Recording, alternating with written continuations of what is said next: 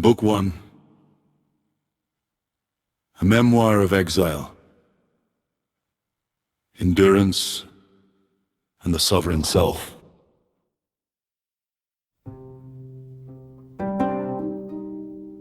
By the time you arrive at Book 1 of the Bridge-Walker series, you have already encountered the architecture of sovereignty and descended into the theology of the wound. Shane Bouel has shown you what he built from the rubble and explained the nature of the fracture that produced it. Only then, stripped of the distortions of pity and the false comfort of chronology, does he take you to Brisbane, 1972, and show you where it began.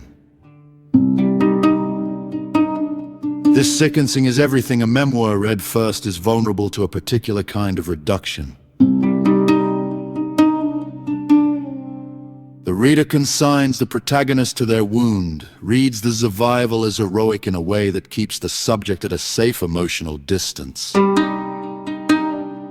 Victim-survivor. Overcomer. These are categories that manage the discomfort of witness rather than sustaining it.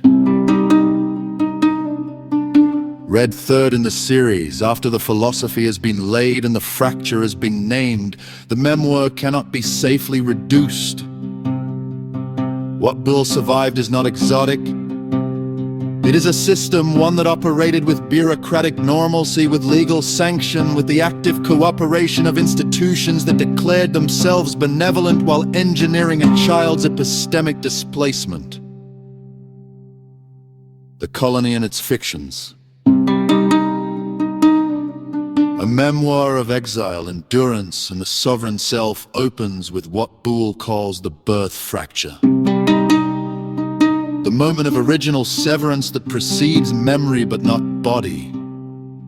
He entered the world, he writes, not as a child with inherent continuity, but as a file number, an abstract marker replacing the living reality of his birthright.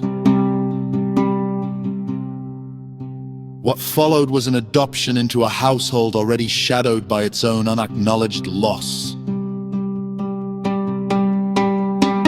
An adoptive mother who had herself surrendered a child to the same system.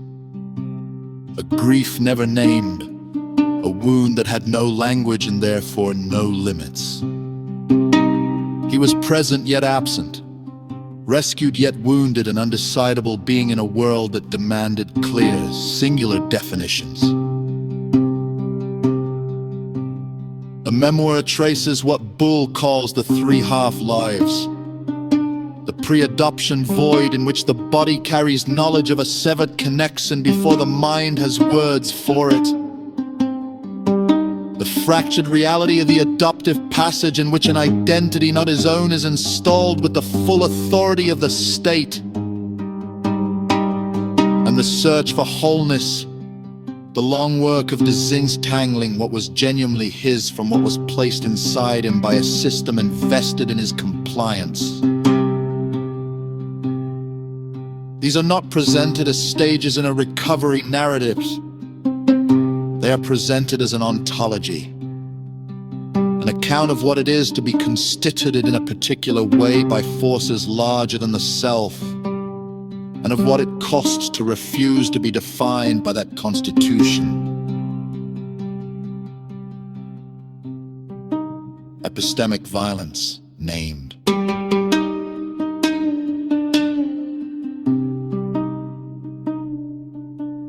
One of the memoir's most important contributions is its insistence on naming what happened with precision.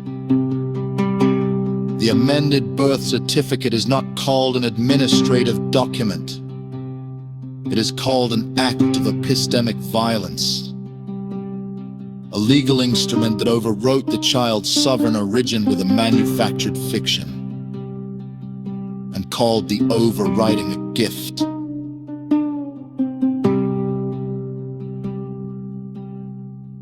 The system's lies, Bouel writes, were not just about him. They were a collective agreement to worship hollow forms over living reality. This is where the memoir transcends the personal. Australian forced adoption is not a historical anomaly. It is an instance of a broader pattern, the colonial psychology that requires the displaced children, indigenous peoples, the unhomed of every category to adopt the oppressor's narrative of their own displacement and call it belonging. The adoptee who thanks the system for the wound is performing the system's work for it. Bouel refuses this performance throughout the memoir is not grateful. It is not bitter either. Bitterness is still a relationship with the wound, still defined by what was done. What the memoir achieves, with painful precision, is a witnessing of the wound that neither inflates it nor diminishes it. The child who entered Brisbane in 1972 deserved better. The account is that simple and that devastating. The origin scroll.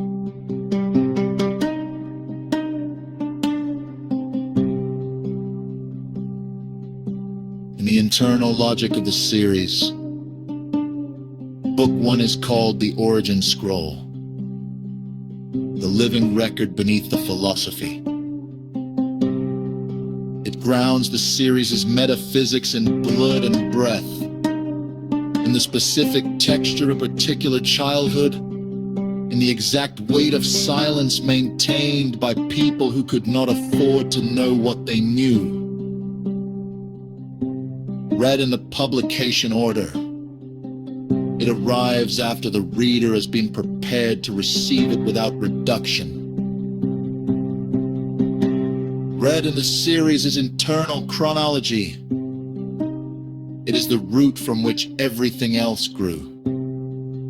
Either way, it is where the abstract becomes irreducibly human. Where the argument stops being an argument and starts being a life.